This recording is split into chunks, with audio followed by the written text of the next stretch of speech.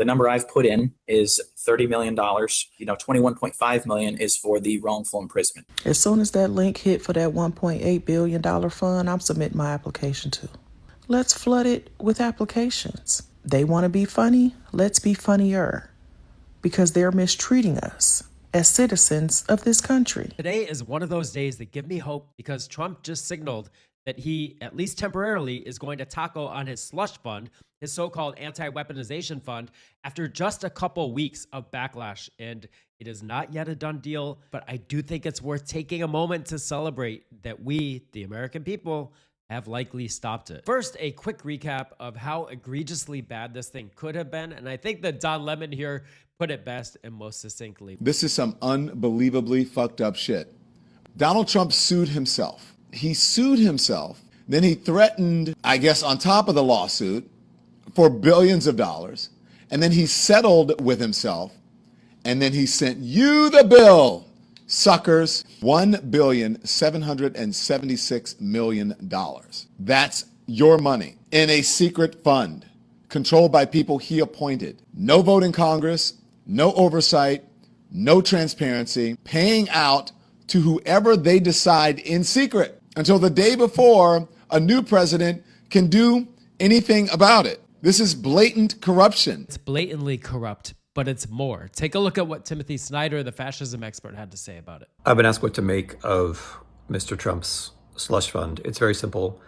It's an element of creating a regime that is based on immunized, paid terrorists. The steps are very simple. You see who will commit illegal acts of violence for you. You then try to make this legally costless for them. And finally, you pay them. It's familiar from earlier moments in history as that of the leader and his war band. In his first term, all the way up through January 6th, Trump did have the bully pulpit. What he did not have was this pot of money that he could divvy up and dish out to his loyalist friends, and in some cases, essentially paramilitaries. Do you remember this at the end of his first term during the debates, not long before the events of January 6, 2021? Are you willing tonight to condemn white supremacists and militia groups? What do you want to call them? Give me a name. Give me a white name. Supremacists and white like me to condemn? White supremacists and right Proud Boys. Stand back and stand by. Donald Trump, when asked to condemn racist hate and militia groups, instead told the right-wing hate groups, Proud Boys, to stand back and stand by. And sure enough, they did just that. The Proud Boys celebrated Trump's stand back and stand by comments. They ended up leading the attack on January 6th, and the heads of that organization would eventually be charged and convicted of seditious conspiracy for their role in planning and coordinating the January 6th attack. Now, remember, Trump has already issued pardons for the 1,500 or so January 6th insurrectionists. But let's take a look at some of the fine folks who are going to apply for compensation from this fund of public money. Ex-Proud Boys leader Enrique Tarrio tells PBS News he believes he's owed tens of millions from the fund. Tarrio was convicted by a jury in 2023 of seditious conspiracy, among other charges, after prosecutors said he helped organize the insurrection. He received a 22-year sentence. He believes he's owed somewhere in the mid-tens of millions of dollars from the fund. So that's an actual Proud Boy leader who had a hand in the planning of January 6th that led to so much violence. Here are some just January 6th rioters and what they are planning for this fund. The number I've put in is $30 million. $21.5 million is for the wrongful imprisonment. People who took part in January 6 are hoping for big payouts. We endured a lot. Our lives are still not the same. So I don't know what kind of price you can put on that. Fellows was sentenced on felony and misdemeanor charges for entering the Capitol on January 6. Yeah, we went in there. Seen here in a red beard costume, Fellows spoke to CNN's Ellie Reeve during the riot. But they were smoking a bunch of weed in there. The charges against him were dismissed after a pardon from President Trump. Now Fellows expects compensation. According to ChatGPT and Grok, and also my knowledge of January 6 cases, I'm in at least the 3 to 5% upper tier for how terrible and also how strong of a case I have. It's like surreal to me. I mean, look how angry I look. Rachel Powell, a mom of 8 and a grandmother to 8, spent 3 years under house arrest. We interviewed her before she began her prison sentence in 2024. I don't deserve this and my kids don't deserve it. Like, have we not been through enough? And then rounding out the universe of people who Trump persuaded the 2020 election had been stolen from him. Not just the people breaking windows to enter the Capitol building on January 6th, but actual election administrators, including Tina Peters in Colorado. This is how the vice president spoke about her. Like, let's just take a couple of examples. Tina Peters is this woman who is about to get out of prison, thanks in large part to the president's good work in Colorado. This is a woman. Yeah, so the president's good work in Colorado, we can assume to be leaning on the Democratic governor of Colorado, Jared Polis, who has taken a lot of heat for pardoning Tina Peters. That's probably what he's referring to. Who, at worst, if you believe everything that the prosecutors said about her, committed misdemeanor trespassing, and somebody threw the book at her, this innocent grandmother was going to spend 10 years in prison.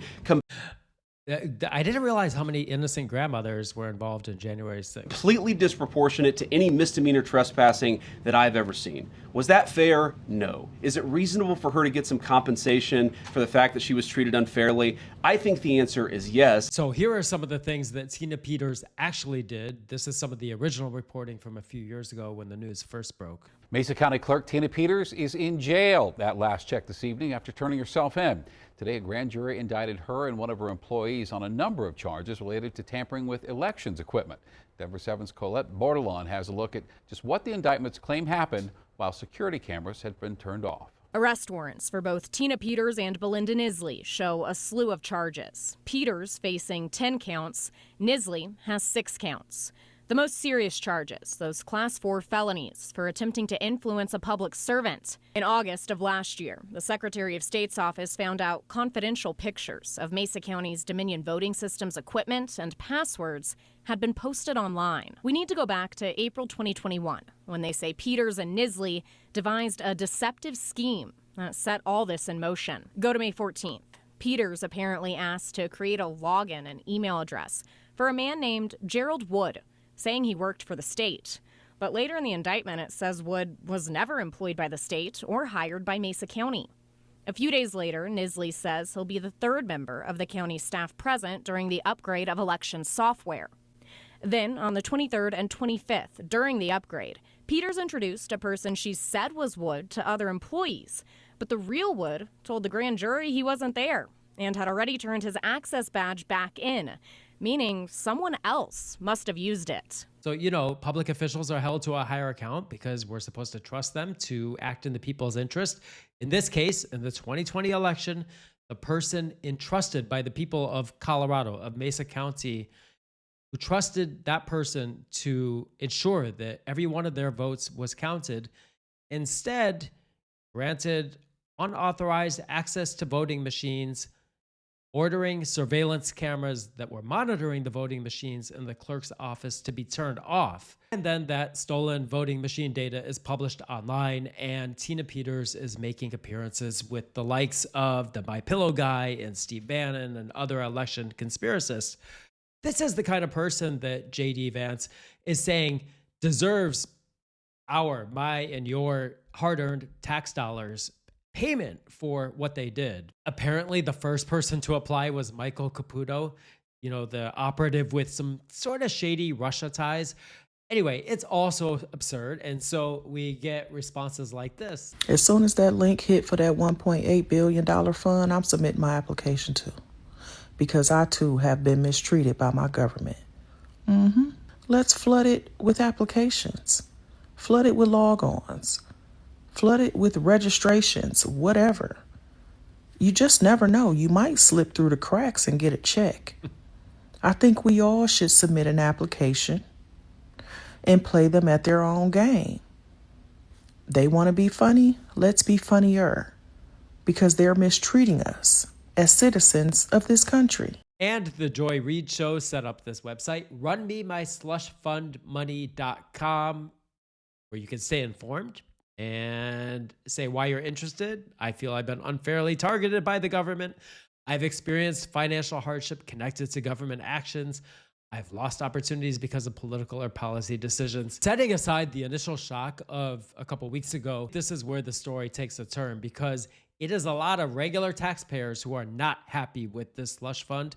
And whether they're posting funny TikTok videos about it or setting up websites like this or calling their members of Congress to express their dismay and outrage, or they are judges, 35 of them who got together. This is a diverse mix of judges appointed by Republican and Democratic presidents. And those judges are accusing Trump of defrauding, deceiving the court, and urging the court to reopen the case with the IRS that led to this slush fund settlement. Here's how Chris Hayes breaks it down. The plan is now falling apart. A federal judge in Virginia put the brakes on that slush fund today, halting it as multiple lawsuits against Trump's DOJ work through their way through the courts. Remember, Trump's DOJ proposed this fund as a settlement to Trump's $10 billion lawsuit against the IRS that Donald Trump controls. And today, the federal judge in Florida, who heard the lawsuit, right, when Trump filed the lawsuit against the IRS, she said she is reopening that lawsuit to investigate grievous allegations that the settlement was, quote, premised on deception and made the court the victim of a fraud. That was a response to a motion by 35 former federal judges saying the Trump administration might have defrauded the court with its settlement. And that is just one of 3 lawsuits filed in these first couple weeks against the slush fund. Another one notably filed by 2 police officers, Harry Dunn, who was a Capitol police officer, and Danny Hodges, who was a DC Metropolitan Police officer, both working defending the Capitol on January 6th. I equate what Donald Trump is doing right now to somebody paying a retainer fee for a lawyer. You know, when you have a lawyer, you pay a retainer fee for them to have them on standby when you need them. The pardons that Donald Trump gave January 20th of 2025, that was a forgiveness. Hey, we forgive you for what you did in my name, the violence. We pardoned you. Now these payments, I believe, serve as a reward and also an incentive to say, you know what? Look what they did, and now they're getting paid for it. Donald Trump has our back. You know what? If we stand with him, not only will he forgive us and we won't get in trouble, but we could potentially be rewarded for us. And the 13-year veteran seen here watched as the crowd of thousands closed in on the east side of the Capitol. You just see a sea of people, Trump flags, Confederate flags, thin blue line flags, don't tread on me flags. And then you look down and you see officers fighting with these people, pepper spray, smoke grenades, gas grenades, pepper balls being thrown by everybody, flashbangs. We've fought with these people who were prepared for a fight. They had on gas masks, they had on body armor, they had on two-way radios, they had on tactical gear, bulletproof vests. They were ready to go. When you see that level of preparedness, did that surprise you? Did it scare you? I was scared. I was absolutely scared. I'm on this platform. I'm a big guy. I'm 6'7". I'm this giant person. And we had our guns out, and I'm thinking, all these people out there, they're armed too. And I'm like, I'm gonna get shot. They're gonna take me out. I remember at one point I said, how is this gonna end? Eventually, the mob forced its way inside the Capitol building. Officer Dunn confronting a group carrying a Blue Lives Matter flag. Exhausted, Officer Dunn tried reasoning with a large group of protesters approaching a hallway he was guarding. I literally told them, if they want to get through here, you got to go through me. And they didn't. They just started talking to me. They were saying how Joe Biden did not win the election and nobody voted for him. So I took the bait and okay, what about me? I voted for Joe Biden. Does my vote not count? This is when Officer Dunn encountered a couple in the crowd who began hurling the most vile of racial slurs at him, a black officer. And his girlfriend, she had on a pink MAGA shirt. He said, hey, this voted for Joe Biden, guys. Hey, everybody, this voted for Joe Biden. They said, you. So the crowd joined. Everybody. Is this America? They beat police officers with Blue Lives Matter flags. They fought us. They had Confederate flags in the U.S. Capitol. They stormed the Speaker's office. They went through their sensitive documents. They were trying to assassinate the vice president in the Capitol. And here's the co-plaintiff in this lawsuit, Danny Hodges, and this really difficult to watch video that you've surely seen before. January 6, 2021, Metropolitan Police Officer Daniel Hodges was nearly crushed to death. In this tape, you hear Officer Hodges as he's pinned against a door by the mob.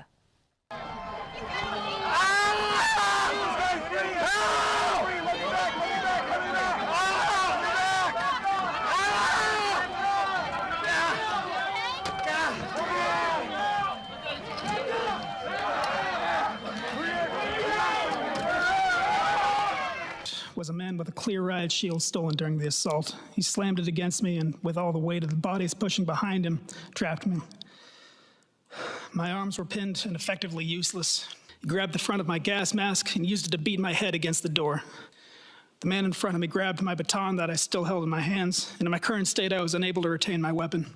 He bashed me in the head and face with it. These officers have a real case against the slush fund that, God forbid, could perpetrate another event like January 6th or something even worse. So it's not only the judges and the police officers and regular folks calling their members of Congress, it is also members of Congress themselves. And in one of the very rare cases of bipartisanship, we're seeing a couple Republicans speaking out. I think it's stupid on stilts. Why? Because it will invariably put us in a position where your taxpayer dollars and my taxpayer dollars could potentially compensate someone who assaulted a police officer, admitted their guilt, got convicted, got pardoned, and now we're going to pay them for that? What do you make of this $1.7 billion fund for bad news? We're going to try to kill it. So this really diverse backlash against this thing is happening across society and across the political spectrum. And this may really backfire for Trump, because if there's one thing that Americans don't like, and that includes Republicans, is when you mess with their hard-earned money. And Trump has reminded them that he didn't release his shady tax returns and that he incited an insurrection. I don't know about you, but I am letting myself feel at least a little bit encouraged, because in times like these, days like this don't happen often enough. We still need to stop this slush fund once and for all. But if we do, if we keep calling, posting, and protesting, I do think that this thing is going down in flames. And it will be, despite everything we've been through as a nation, one more defeat for the forces of authoritarianism.